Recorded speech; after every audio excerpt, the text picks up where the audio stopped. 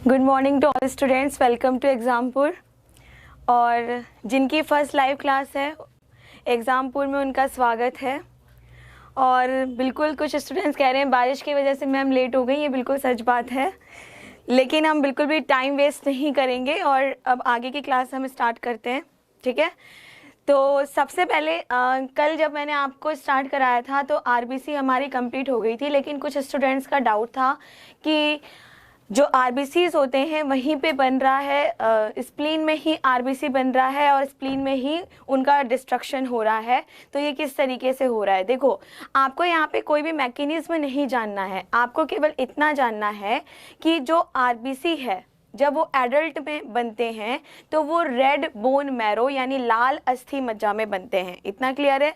लेकिन जब हम एम्ब्रियोनिक कंडीशन में होते हैं यानी गर्भाशय में होते हैं, भ्रूणीय अवस्था में होते हैं, तो उस समय में जो आरबीसी होता है वो स्प्लीन में यानी प्लीहा में बनता है। ठीक है, लेकिन जब हम मैच्योर हो जाते हैं तो यही स्प्लीन डब्ल्यूबीसी बनाने का काम करता है। ठीक है, तो आपको इतना ज़्यादा कंफ्यूज होने की ज़रूरत नहीं है, इसका मैकेनिज्म ज़्यादा आपको समझने की ज़रूरत नहीं है। आपको केवल इतना याद रखना है कि जब हम एम्ब्रियोनिक कंडीशन में होते हैं, भ्रूणीय अवस्था में होते हैं, तो उस समय पर जो आरबीसी होगा वो कहाँ पे बनेगा, प्लीहा यानी कि स्प्लीन में बनता है। और जब हम बड़े हो जाते हैं, एडल्ट हो जाते हैं, तो उस टाइम पर हमारा जो कुछ भी आरबीसी है वो कहाँ पर बनता है, रेड बोन मैरो में बनता है। ठीक है, यानी कि एम्ब्रियोनिक कंडीशन में लीवर और स्प्लीन, और जब हम बड़े हो जाएंगे, मैच्योर कंडीशन हो जाएगी, तो रेड बोन मैरो में बनता है, लाल अस्थि मज्जा में बनता है।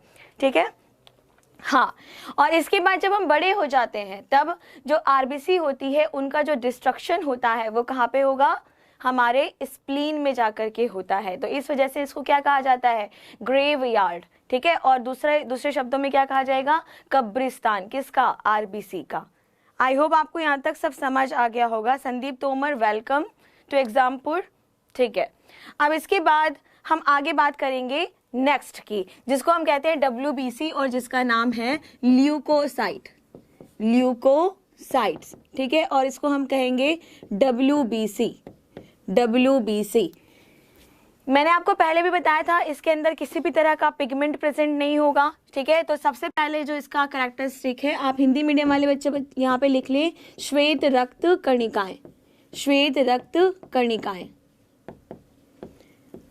ठीक है, अब इसके बाद सबसे पहले हम बात करेंगे ल्यूकोसाइट्स की। तो ल्यूकोसाइट में किसी भी तरीके का पिगमेंट नहीं होता, तो आप लिखिए यहाँ पे absent of any pigment, absent of any pigment.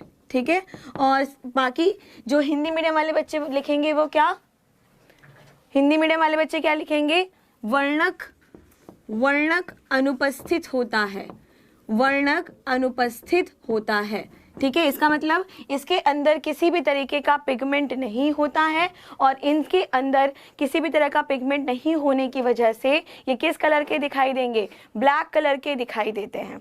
Black colour नहीं, ट्रांसपेरेंट कलर के ये दिखाई देते हैं। ठीक है, यहाँ तक समझ आ गया। अब हाँ, ठीक है, ठीक है, हाँ स्टूडेंट्स, आज कोई हिंदी इंग्लिश नहीं कर रहा है, ये बहुत अच्छी बात है। अब इसके आगे नेक्स्ट बात, अगर आपसे पूछा जाता है कि जो आरबीसी होती है, तो आरबीसी में हमने पता था कि जो मैच्योर कंडीशन होती है उसमें न्यूक्लियस नहीं होता है, लेकिन यहाँ पे अगर हम डब्ल्यूबीसी की बात करेंगे तो इनमें न्यूक्लियस प्रेजेंट होता है। तो आप यहाँ पे लिखिए nucleus is present, nucleus is present.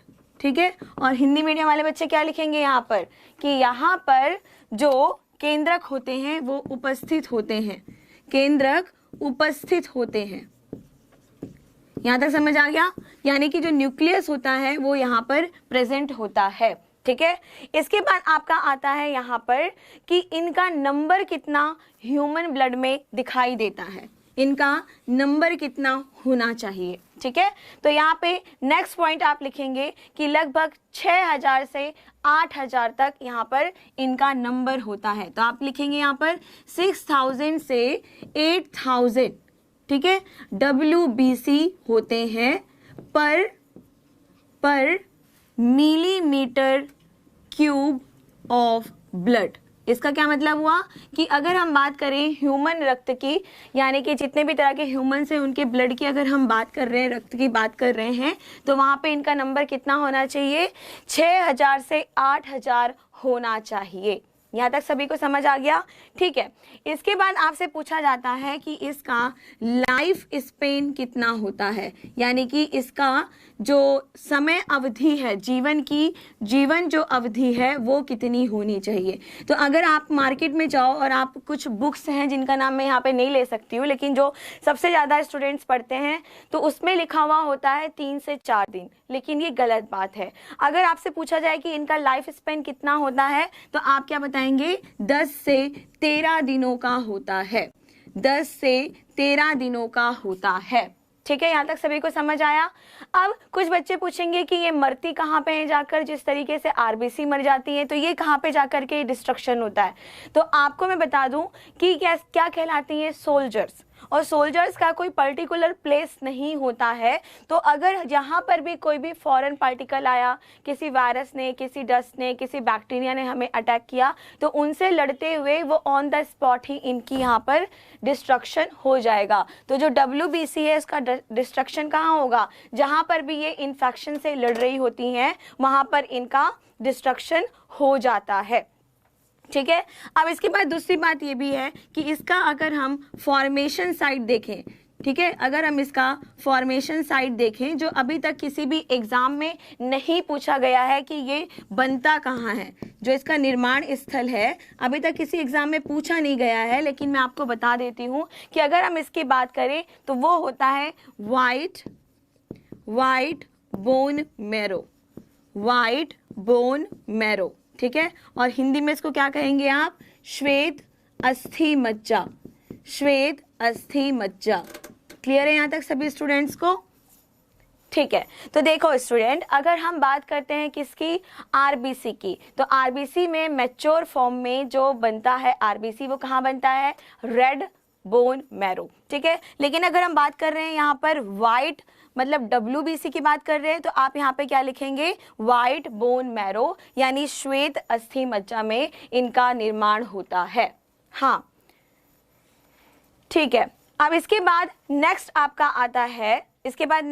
आता है कि इसकी शेप कैसी होती है, इसकी शेप कैसी होती है। तो मैं आपको बता दूं, अगर हम इसके शेप की बात कर रहे हैं या फिर हम इसके फंक्शन की बात कर रहे हैं तो दोनों बिल्कुल अमीबा की तरह होता है, अमीबा की तरह होता है। ठीक है, तो आप यहाँ पे लिख सकते हैं कि अगर मैं इसके शेप की बात कर रही हूँ यानी आकार की बात कर रही हूँ, या फिर मैं इसके फंक्शन की बात कर रही हूँ यानी इसके कार्य की बात कर रही हूँ, तो ये बिल्कुल जो अमीबा होता है उसकी तरह ये कार्य करता है। ठीक है, बिल्कुल कैसा करेगा? ये अमीबा की तरह यह काम करता है और बिल्कुल उसके जैसा ही ये दिखाई देता है, यानी कि इसकी किसी भी तरह की कोई शेप नहीं होती है, लेकिन इसके अंदर आपको इस तरीके से न्यूक्लियस दिखाई देगा, क्योंकि ये कैसे हैं? न्यूक्लिएटेड हैं। ठीक है, जबकि आरबीसी था उसमें किसी भी तरह का न्यूक्लियस नहीं था।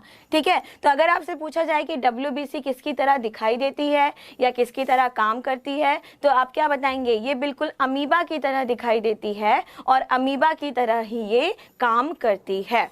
ठीक है, यहाँ तक सभी को समझ आ गया होगा? ठीक है, अब इसके बाद नेक्स्ट पॉइंट आपका आता है यहाँ पर कि अगर हम बात करते हैं यहाँ पर कि किस तरीके से हम इसको क्लासिफाई कर सकते हैं या फिर कितने प्रकार की WBC होती हैं। ठीक है, तो अगर हम WBC की बात करते हैं तो मैंने आपको पहले ही बताया कि WBC का अगर टोटल टाइप पूछेगा तो आप कितना बताएंगे? 5 होता है। पहला कौन सा होगा? Eosinophil, eosinophil. ठीक है, दूसरा क्या होता है स्टूडेंट्स? दूसरे नंबर पे आता है बेसोफिल। तीसरे नंबर पे क्या आएगा यहाँ पर? Neutrophil, neutrophil. क्लियर है? और इन तीनों तरीके को, इन तीनों टाइप के जो WBC होते हैं उनको हम क्या कहते हैं? Granulocytes, granulocytes. ठीक है, और हिंदी में क्या कहा जाता है इसको? कर्णिकामयी, कर्णिकामयी कोशिकाएं, कणिकामयी कोशिकाएं। लेकिन अगर हम बात करें इधर दूसरे तरीके का कौन सा होगा, आपको मैंने बताया था मोनोसाइट्स, और दूसरा क्या बताया था, लिम्फोसाइट्स। लिम्फोसाइट्स, और लिम्फोसाइट्स कितनी तरह की होती हैं, 2 तरह की होती हैं, बी लिम्फोसाइट और टी लिम्फोसाइट। और ये दोनों कैसी थी, अग्रेन्युलर, अग्रेन्युलोसाइट्स, ठीक है। और हिंदी में इसको क्या कहा जाता है, अकणिकामय, अकणिकामय। यहां तक समझ आ गया सभी को, ठीक है। अब देखिए स्टूडेंट्स, इसके आगे हम बात करते हैं। तो आपके एग्जाम में अभी तक नहीं पूछा है कि इनका न्यूक्लियस किस शेप का होता है, लेकिन फिर भी मैं आपको कुछ यहाँ पे एक्स्ट्रा बता देती हूँ पॉइंट, जो आप लोग नोट कर सकते हैं।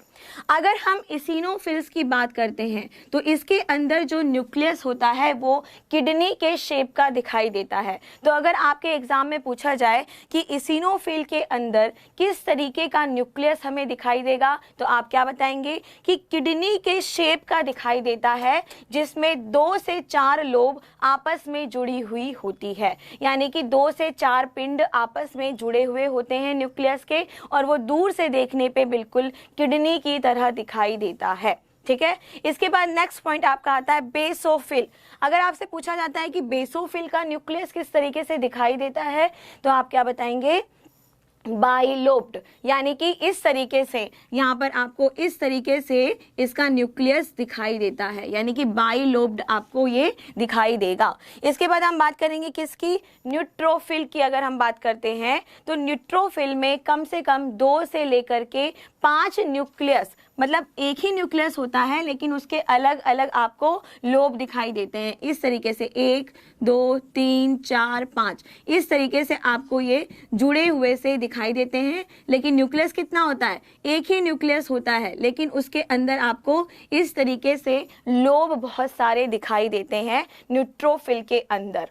समझ आ रहा है यहाँ तक। तो आपका जो एग्जाम में बेसिकली पूछा जाता है वो इन 3 से ही पूछा जाएगा।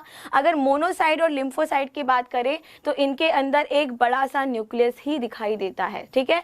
लेकिन अगर हम बात करें कि किडनी शेप न्यूक्लियस किसमें दिख रहा है, आप बताएंगे इसिनोफिल। अगर आपसे पूछा जाए बाइलोब्ड, यानी कि इस तरीके से केवल 2 स्ट्रक्चर वाला किसमें दिखाई दे रहा है, आप बताएंगे बेसोफिल। और न्यूट्रोफिल में कितना दिखाई देता है, 2 से 5 लोब्ड वाला न्यूक्लियस, पिंडों वाला न्यूक्लियस इसमें दिखाई देता है, ठीक है। आदर्श राज, थैंक यू, ठीक है। अब आगे आप पढ़िए। अब इसके बाद हम बात करेंगे नेक्स्ट। यहाँ तक सभी को समझ आ गया। अब इसके बाद नेक्स्ट आपका पॉइंट आता है कि अगर हम ये 5 तरह के WBC देखते हैं तो इनमें से सबसे ज़्यादा नंबर किसका होता है, ठीक है। और ये आपके एग्जाम में कई बार आया हुआ है और आएगा। तो अगर हम बात करें इसिनोफिल, बेसोफिल, न्यूट्रोफिल, मोनोसाइट और लिम्फोसाइट में सबसे ज़्यादा परसेंटेज, सबसे ज़्यादा नंबर किसका होता है, कौन सा इनमें सर्वाधिक होता है, तो आप आंसर क्या लगा के आएंगे, न्यूट्रोफिल, ठीक है। तो आप इसको नोट कर लीजिए कि इन सभी WBC में सबसे ज्यादा नंबर किसका होता है, न्यूट्रोफिल का होता है। अब कितना नंबर होता होगा न्यूट्रोफिल का, तो ये मतलब है कि 60 से 65% तक, 60 से 65% तक पूरे WBC में किनका नंबर होगा, न्यूट्रोफिल का नंबर सबसे ज्यादा होता है। यहाँ तक सभी को क्लियर है। लेकिन अब अगर आपसे पूछा जाए कि इन WBC में से सबसे कम नंबर किसका होता है, तो आप क्या बता के आएंगे, बेसोफिल का नंबर सबसे कम होता है, ठीक है। और बेसोफिल का नंबर कितना होगा, 0.5 से लेकर के 1%, यानी कि जितना कुछ भी आपको यहाँ पे WBC दिखाई दे रहा है उसमें से सबसे कम नंबर किसका होगा, बेसोफिल का होगा। और सबसे ज्यादा नंबर किसका होगा, न्यूट्रोफिल का होगा। कितना, 60 to 65%, ठीक है। यहाँ तक सभी को समझ आ रहा है। हाँ ब्रिजेश, वेरी गुड, 60 to 65% तक यहाँ पर होगा, ठीक है। अब इसके बाद हम बात करेंगे इनके फंक्शंस की। अगर हम यहाँ पे बात करें eosinophil, basophil, neutrophil, monocyte, lymphocyte, तो इसका आपके एग्जाम में फंक्शन पूछा जाता है आपसे। अब ये लेवल नहीं है कि आपसे केवल इतना पूछा जाए कि WBC क्या काम करती हैं, आप क्या कहोगे, इन्फेक्शन को खत्म कर देती हैं, बाहर से कोई फॉरेन मटेरियल आ गया उनको मार देती हैं, और सोल्जर्स ऑफ आवर बॉडी। आजकल इस तरह के क्वेश्चंस नहीं आते हैं, ये 10 साल पहले की बात है। अब इनमें से एक एक का आपको फंक्शन पूछा जाता है और वो आपको बातें ध्यान रखनी है, ठीक है। तो सबसे पहले हम यहाँ पे स्टार्ट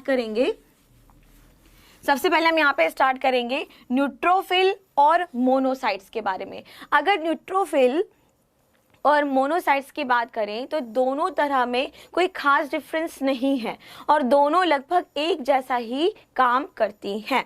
तो आप सबसे पहले फंक्शन लिखिए, फंक्शन हेडिंग डालिए और उसमें लिखिए, ठीक है, कि न्यूट्रोफिल और मोनोसाइट फाइगोसिटिक सेल होती हैं।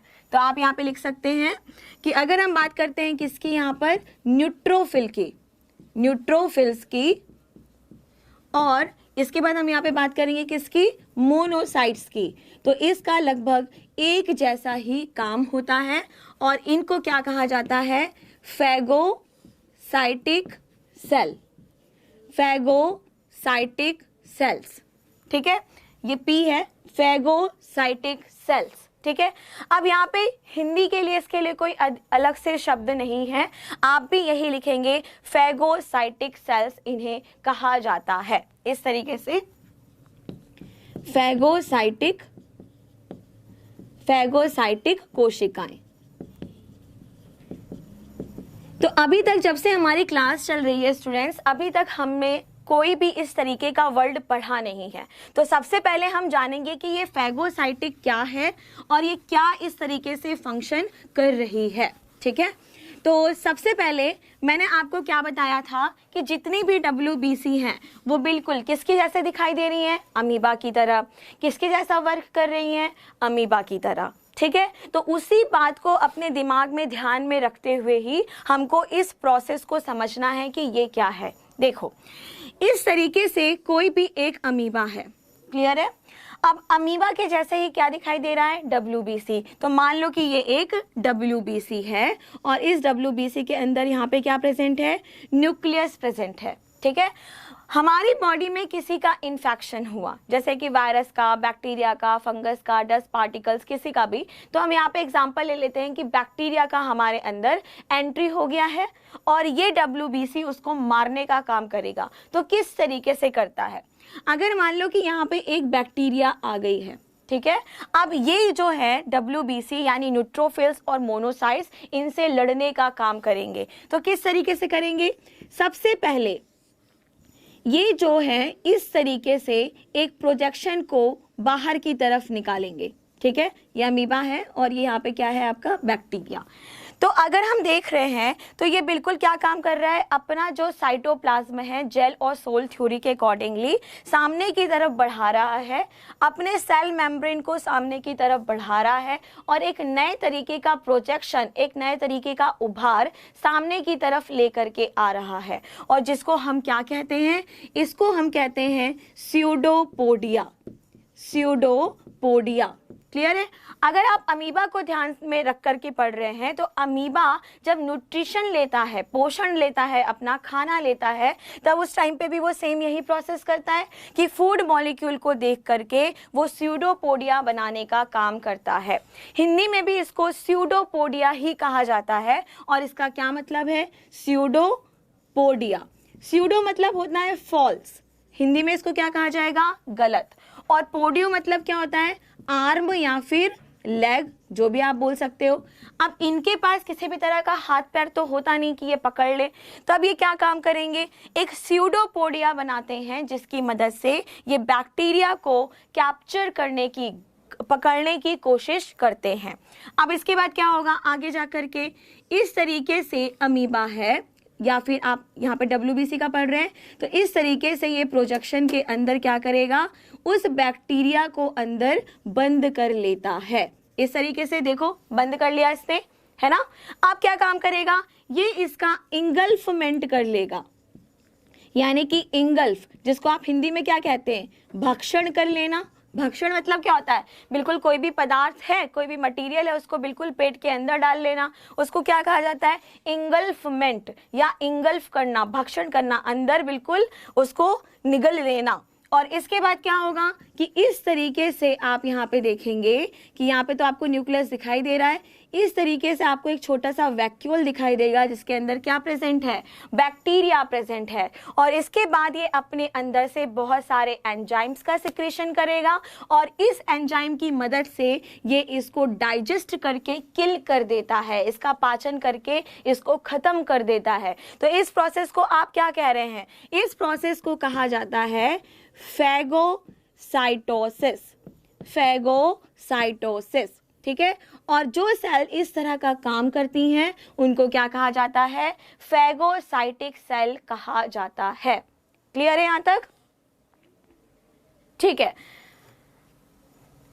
अर्चना, मैं हिंदी में ही समझा रही हूं और जो शब्द हिंदी में लिखने के लिए आप कह रहे हैं उसको आप देवनागरी लिपि में लिख सकते हैं, ठीक है। ठीक, अब देखिए मैं फिर से इसको बताती हूँ। अगर हम न्यूट्रोफिल और मोनोसाइट की बात करते हैं, इनको फैगोसाइटिक सेल कहा जाता है। तो फर्स्ट नंबर आपके एग्जाम में पूछा जाएगा कि ऐसी कौन सी WBC है जो फैगोसाइटिक सेल कहलाती है या फैगोसाइटोसिस की प्रोसेस करती है। आप क्या बताएंगे, न्यूट्रोफिल और मोनोसाइट। इसके बाद इसका मैकेनिज्म आप देखो, इस तरीके से WBC है, मोनोसाइट या फिर न्यूट्रोफिल। हमारी बॉडी में कोई एक बैक्टीरिया आ गया है या कोई एक अनवांटेड मटेरियल आ गया है, अब क्या होगा, ये स्यूडोपोडिया बनाएगी, ठीक है, यानी कि फॉल्स आर्म या लेग बनाएगी जिसको हम कहते हैं स्यूडोपोडिया। अब स्यूडोपोडिया की मदद से क्या काम करेगी, इस बैक्टीरिया को कैप्चर कर लेगी, आपस में पकड़ बना लेगी और पकड़ बनाने के बाद इसका क्या कर देगी, भक्षण यानी कि इंगल्फमेंट कर लेती है। इंगल्फमेंट करने के बाद ये अपने अंदर से डिफरेंट तरह के एंजाइम सिक्रेट करती है जिसकी मदद से वो क्या काम करेगी, उसको किल कर देती है, उसको नष्ट कर देती है। ठीक है, यहां तक समझ आ गया। तो इस तरह की प्रोसेस को क्या कहा जाता है, फैगोसाइटोसिस। ठीक है, तो अगर आपके एग्जाम में पूछता है कि फैगोसाइटोसिस कौन सा ऑर्गेनिज्म करता है, आप क्या बताएंगे, अमीबा। क्लियर है, अमीबा, जिसकी मदद से वो न्यूट्रिशन लेता है। और बिल्कुल इसी तरीके से अगर पूछा जाए कि ह्यूमन बॉडी में फैगोसाइटोसिस की प्रोसेस कौन करता है, तब आप क्या बताएंगे, न्यूट्रोफिल और मोनोसाइट, जो कि एक तरह का WBC है। यहां तक आई होप सभी को समझ आ रहा होगा। ठीक है, अब इसके बाद नेक्स्ट पॉइंट हम बात करेंगे। हमें पता चल गया है कि न्यूट्रोफिल और मोनोसाइट्स किस तरीके से काम करती है। इसके बाद नेक्स्ट हम आएंगे बेसोफिल की तरफ। ठीक है, तो अब आप लिखो फंक्शन ऑफ बेसोफिल। अब आप लिखोगे यहाँ पे फंक्शन ऑफ बेसोफिल। ठीक है, हिंदी मीडियम वाले बच्चे भी सेम यही लिखेंगे कि बेसोफिल का क्या कार्य होता है, बेसोफिल का क्या कार्य होता है। ठीक है, तो अगर हम बेसोफिल्स की बात करते हैं तो बेसोफिल दो तरह के एंजाइम्स को सिक्रीट करता है, दो तरह के एंजाइम्स को ये सिक्रीट करता है। राज बहादुर यादव, मैं देवनागरी लिपि में लिख तो दूंगी, कोई दिक्कत नहीं है, लेकिन इससे बहुत टाइम वेस्ट होता है। आप लोग प्लीज इतनी मेहनत तो कर ही सकते हैं हिंदी मीडियम वाले बच्चे। ठीक है, नेक्स्ट इसके बाद लिखो basophil secretes histamine, basophil secretes histamine. ठीक है, histamine and heparin, histamine and heparin. ठीक है, अगर आपसे पूछा जाए कि बेसोफिल क्या काम करता है, आप क्या बताएंगे कि ये हिस्टामिन, हिस्टामिन तथा इसके साथ साथ हेपेरिन नाम का पदार्थ स्रावित करता है, सिक्रेट करता है। और किस फंक्शन में इन्वॉल्व होता है, ये इन्फ्लामेटरी रिएक्शन, इन्फ्लामेटरी रिएक्शंस दिखाता है, इन्फ्लामेटरी रिएक्शंस दिखाता है। ठीक है, यहां तक बात समझ आ गई। अब हिंदी में इन्फ्लामेटरी रिएक्शन के लिए, इन्फ्लामेटरी के लिए कोई अलग से हिंदी में शब्द है नहीं। ठीक है, तो आप हिंदी मीडियम वाले बच्चों को यही याद रखना पड़ेगा, इन्फ्लामेटरी क्रियाएं। इसको मैं लिख सकती हूं क्रियाएं।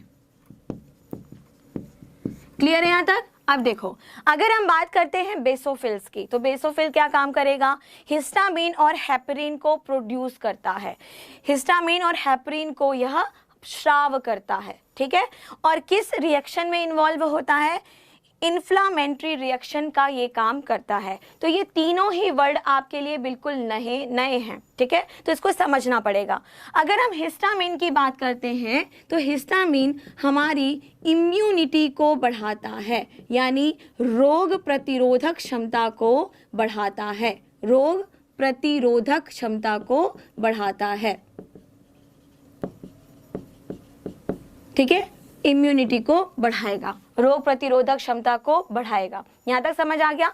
अब अगर हम बात करें हेपरिन की, तो हेपरिन आपका बहुत ही इम्पोर्टेंट है, क्योंकि अगर हेपरिन की बात होती है तो आप सभी को पता है कि हमारे अंदर जो ब्लड है वो कैसा है, लिक्विड है, यानी तरल अवस्था में उपस्थित होता है, ठीक है। और अगर हम हेपरिन की बात कर रहे हैं तो आपसे अगर क्वेश्चन पूछा जाता है कि हमारी बॉडी के अंदर ब्लड हमेशा लिक्विफाई कंडीशन में यानी तरल अवस्था में क्यों रहता है, तो आप क्या बताओगे, हेपरिन की वजह से रहता है, हेपरिन की वजह से रहता है, ठीक है। तो आप लिख सकते हैं कि हमारी बॉडी के अंदर जो भी ब्लड है वो लिक्विड कंडीशन में कब रहेगा, जब हमारी बॉडी के अंदर हेपरिन प्रेजेंट होता है, ठीक है। और इसको बफर भी कहा जाता है, बफर भी कहा जाता है, क्योंकि ये हमारी बॉडी के अंदर का पीएच मेंटेन करके रखता है। दूसरी चीज, ये हमारी बॉडी का थर्मो रेगुलेशन बनाता है, यानी अंदर का आंतरिक तापमान सही रखता है। होम्योस्टैसिस यानी कि जो भी आंतरिक आपका वातावरण है उसको बिल्कुल सही रखता है। इस वजह से हेपरिन को बफर भी कहा जाता है। यहाँ तक समझ आ गया। दूसरा क्वेश्चन, अगर हमारे शरीर से बाहर कोई भी ब्लड निकलता है तो क्या होता है, जम जाता है, क्लॉटिंग हो जाती है, खून का थक्का जम जाता है। लेकिन हमारे शरीर के अंदर, अगर हमारी बॉडी के अंदर वो ब्लड है तो वो क्यों नहीं जमता है, वो इसलिए नहीं जमता क्योंकि हमारी बॉडी के अंदर क्या प्रेजेंट होता है, हेपरिन प्रेजेंट होता है। क्लियर है। इसके अलावा मैं आपको एडिशनल पॉइंट बता देती हूँ कि आप सभी ने लीच यानी कि जोंक के बारे में सुना होगा। तो जोंक के मुंह के पास से भी लगातार हेपरिन का सिक्रेशन होता रहता है। इस वजह से वो बहुत आसानी से जितने भी मैमल्स होते हैं, स्तनपायी होते हैं, उनका ब्लड वो सक कर सकती है, आराम से चूस सकती है। क्यों? क्योंकि जैसे ही हमारी बॉडी से बाहर खून निकलता है वो उसको जमने नहीं देती, क्योंकि उसके माउथ ऑर्गन से, मुंह के जो दूसरे तरीके के अंग हैं, वहां से लगातार हेपरिन का स्राव होता रहता है, सिक्रीशन होता रहता है। इस वजह से जब भी वो ब्लड सक करती है तो बिल्कुल लिक्विड फॉर्म में ही ब्लड उसके बॉडी के अंदर एंटर करता है। हाँ, बिल्कुल सही बात है, हेपरिन रक्त को जमने नहीं देता।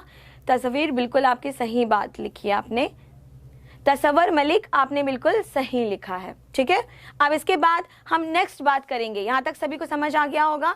इसके बाद नेक्स्ट बात आती है यहाँ पे इन्फ्लामेटरी रिएक्शन की। अगर हम बात करते हैं इन्फ्लामेटरी रिएक्शन की तो ये क्या होता है, देखो मान लो कि किसी दिन मैम बहुत गुस्से में आ रही हैं और मैम को गुस्सा आ गया और मैम ने किसी की पिटाई कर दी। ठीक है, पिटाई करने से क्या होगा कि सबसे पहले जिसको भी मैम ने थप्पड़ मारा है क्या हो जाएगा, वो जगह लाल हो जाएगी, रेडनेस हो जाएगा, लाल हो जाएगा। मैंने किसी को जोर से एक मुक्का मार दिया तो क्या होगा, वहां की जगह लाल हो जाएगी, रेडनेस हो जाएगा। ठीक है, दूसरी कंडीशन क्या होगी कि वो स्वेलो हो जाएगा। स्वेलो यानी कि वो सूज जाता है, सूजन आ जाएगी। ठीक है, सूजन आएगी, रेडनेस होगा, लेकिन उससे पहले भी क्या हुआ कि जो वहां की सेल है वो कैसी हो गई, इंजर्ड हो गई या फिर उसकी डेथ हो गई। इसका मतलब क्या हो गया कि जो कोशिका है वो चोटिल हो गई है।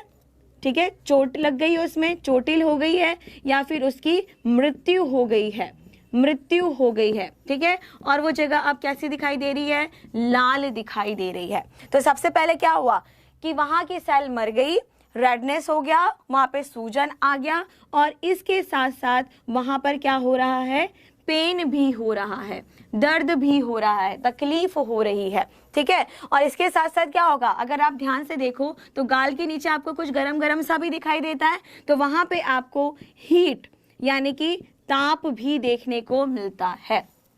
ठीक है, आपको याद होगा कि जब लास्ट टाइम आपके पेरेंट्स ने आपकी को जोर से मारा होगा या किसी ने आपकी पिटाई की होगी तो क्या हुआ होगा, सबसे पहले गाल में जोर से थप्पड़ पड़ता है, थप्पड़ पड़ता है तो सबसे पहले तो लाल हो जाता है, सूज जाता है, वहाँ पे दर्द होता है। और जब आप कान के नीचे हाथ रखते हो तो आप क्या देखते हो कि कान के नीचे कुछ गरम गरम सा महसूस हो रहा है, तो वो क्या है, हीट महसूस हो रहा है। ठीक है, तो मैं आपको क्या बताने की कोशिश कर रही हूँ कि ये जो पांचों यहाँ पर मैंने जो बात लिखी है वो किसके लक्षण हैं, किसके सिम्टम्स हैं, वो इन्फ्लामेटरी रिएक्शंस के सिम्टम्स हैं। ठीक है, यानी कि अगर आपको चोट लगी तो सबसे पहले क्या हुआ, आपकी जो सेल थी वो सेल फट गई, वो सेल मर गई। ठीक है, इसके बाद वहां पे क्या हो गया, रेडनेस आ गई, क्योंकि उसके अंदर ब्लड था और ब्लड क्या हो गया, अब चारों तरफ फैल गया, रेडनेस आ गई। सूजन बढ़ गया, क्योंकि जो ब्लड था उसको प्रॉपर चैनल बहने के लिए नहीं मिल रहा और लिम्फ वगैरह जो भी अदर चीजें हैं वो वहां पे सूजन बढ़ा रही हैं। वहाँ पे दर्द होगा, जाहिर सी बात है वहाँ पे दर्द होगा, क्योंकि सेल मर गई हैं या फिर इंजर्ड फॉर्म में है। और यहाँ पे हीट जनरेट होता है। क्यों जनरेट होता है कि सबसे पहले इस टाइम पर जो बेसोफिल्स हैं वो आती हैं। बेसोफिल्स वहाँ पे आकर के ऑब्जर्वेशन करती हैं, निरीक्षण करती हैं कि कितनी सेल मर गई हैं और कितनी सेल बाकी हैं। ठीक है, अब उसके बाद वो किसको फोन करेंगी, यहाँ पर एम्बुलेंस को फोन करेंगी। और हमारे शरीर में एम्बुलेंस कौन होता है, आरबीसी, जो क्या काम कर रहा है, न्यूट्रिशन लेके आ रहा है, ऑक्सीजन लेकर के आ रहा है, क्योंकि उसके ऊपर क्या प्रेजेंट होता है, हीमोग्लोबिन प्रेजेंट होता है। ठीक है, अब वो जब यहाँ पे आ जाएंगी तो क्या काम करेंगी, सफाई का काम करेंगी। यहाँ पे एक्टिविटी बढ़ गया, और ज्यादा बेसोफिल्स आएंगी और ज्यादा काम करेंगी। ठीक है, तो इस तरह से आप क्या देख रहे हो कि पहले सेल इंजर्ड हुई है या डेथ हुआ, रेडनेस हुआ, स्वेलन हुआ, फिर क्या हुआ, यहाँ पर पेन हुआ और हीट आया। तो ये सभी किसका लक्षण आपको दिखाई दे रहा है, किसके सिम्टम्स हैं, इन्फ्लामेटरी रिएक्शन के हैं। ये तो तब की बात हो रही है जब बहुत छोटा अमाउंट में ये सारी चीजें हो रही हैं, लेकिन इसके बाद ही नेक्स्ट चीज और क्या हो जाती है, अगर हम देखें कि हमें वायरल इन्फेक्शन हो गया है, जैसे सिंपल अगर हमें वायरल फीवर होता है तो भी आप क्या देखते हैं, सबसे पहले आपकी जो WBC होती हैं वो लड़ने के लिए जाती हैं, लड़ने के लिए जाएंगी तो इंजर्ड हो जाएंगी, मर जाएंगी। ठीक है, आपकी आंखें, आपका नाक सब क्या हो जाता है, रेड हो जाता है। ठीक है, गले के आसपास, आंखों के आसपास, गालों के आसपास सूजन हो जाती है, आपके शरीर में दर्द होता है, और आपको जो फीवर आता है, वायरल फीवर के टाइम पे आपको फीवर आता है, वो क्या हो रहा है, हीट जनरेट हो रही है। यानी कि बॉडी के अंदर जो ये सारी की सारी प्रोसेस होती है, किसकी मदद से, हिस्टामिन की मदद से और हेपरिन की मदद से, वो सभी कौन कराता है, बेसोफिल कराता है। तो आपका क्वेश्चन क्या बनेगा डियर स्टूडेंट्स, आपका क्वेश्चन बनेगा कि इन्फ्लामेटरी रिएक्शंस कौन कराता है, आप क्या बताएंगे, बेसोफिल। ठीक है, नेक्स्ट क्वेश्चन आपसे पूछा जाएगा, ऐसी कौन सी WBC है जो हेपरिन प्रोड्यूस करती है या हिस्टामिन प्रोड्यूस करती है, आप अगेन क्या बताएंगे, बेसोफिल। ठीक है, बेसोफिल। वीरा, मुझे इतना ज्यादा गुस्सा नहीं आता है, मैं बहुत ही शांत स्वभाव की हूँ। ठीक है, आगे नेक्स्ट इसके बाद आप देखेंगे इसिनोफिल की बात करेंगे। ठीक है, अब इसके बाद हम बात करेंगे, यहाँ पे बेसोफिल हो गया, ये मैं आपको जस्ट एग्जांपल दे रही हूँ, मैं यहाँ पे किसी स्टूडेंट की पिटाई नहीं करने वाली हूँ। ठीक है, अब इसके बाद हम नेक्स्ट बात करेंगे यहाँ पर इसिनोफिल की। देखो हमने क्या क्या पढ़ा, न्यूट्रोफिल, मोनोसाइट्स, और इसके पहले हमने क्या पढ़ा, बेसोफिल। अब हम क्या पढ़ेंगे, इसिनोफिल्स। ठीक है, तो अब आप यहाँ पे लिखो function of eosinophil, function of eosinophil. अब हम इसिनोफिल्स के फंक्शन के बारे में पढ़ेंगे। अगर हम इसिनोफिल के फंक्शन के बारे में पढ़ते हैं तो ये क्या करता है, तो सबसे पहले resist infections and associated with allergic reactions, and associated with allergic reactions. ठीक है, हिंदी मीडियम वाले बच्चे यहां पर लिखें, यह संक्रमण को रोकता है, यह संक्रमण को रोकता है, यह संक्रमण को रोकता है,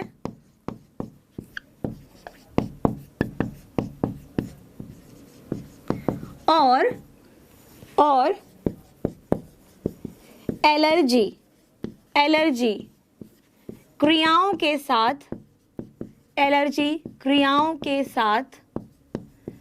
मिलकर कार्य करता है, मिलकर कार्य करता है।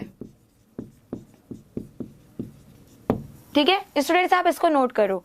अगर आपसे पूछा जाए कि एलर्जिक रिएक्शंस के साथ कौन सी WBC काम करती है या फिर हमारी बॉडी में एलर्जिक रिएक्शन को कौन शो करता है, तो आप क्या बताएंगे? इसिनोफिल। क्लियर है? इसिनोफिल। अभी क्या काम करेगा?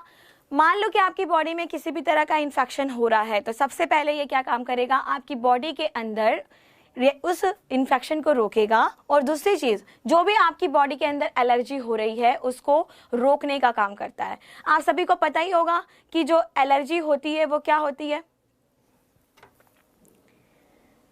ठीक है, अब अगर आपसे पूछा जाए कि एलर्जी क्या होती है तो आपको पता ही है।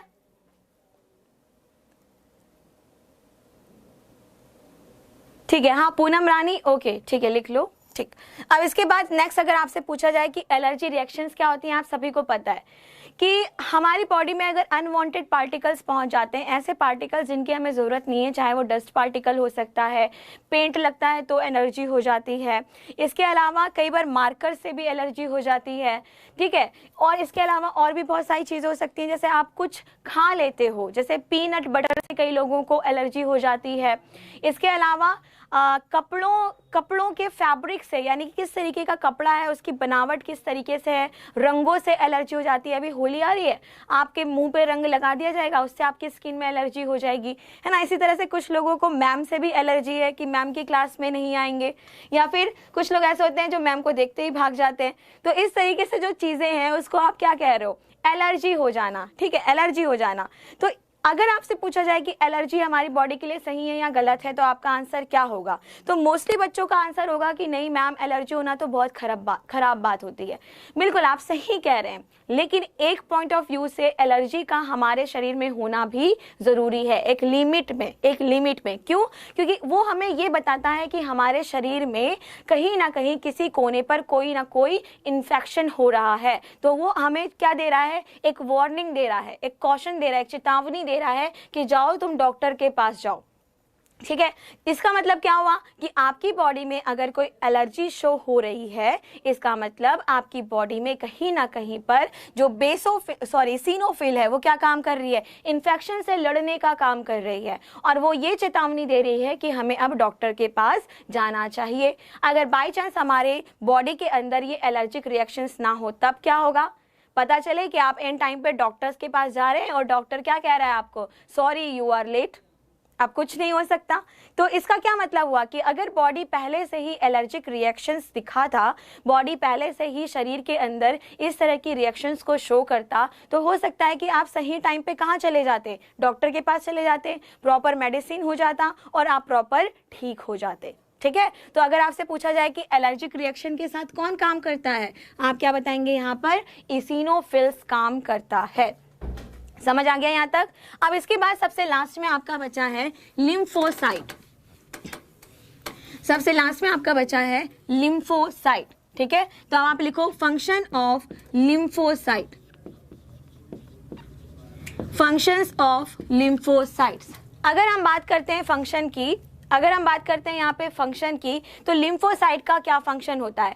उससे पहले मैं आपको बता दूं कि लिम्फोसाइट कितनी तरह के होते हैं डियर स्टूडेंट्स। मैंने आपको पहले भी बताया है, एक होता है बी लिम्फोसाइट और एक होता है टी लिम्फोसाइट, है ना। कुछ बच्चों को ये लास्ट टाइम दिख नहीं पाया था, तो ये क्या है? लिम्फोसाइट दो तरह के होते हैं, बी लिम्फोसाइट और टी लिम्फोसाइट। अब इनका काम क्या होता है अगर हम देखें तो इनका काम क्या होता है? ठीक है, तो आप लिखो इसमें, ये दोनों तरह के लिम्फोसाइट क्या काम करते हैं? Responsible for immune responses.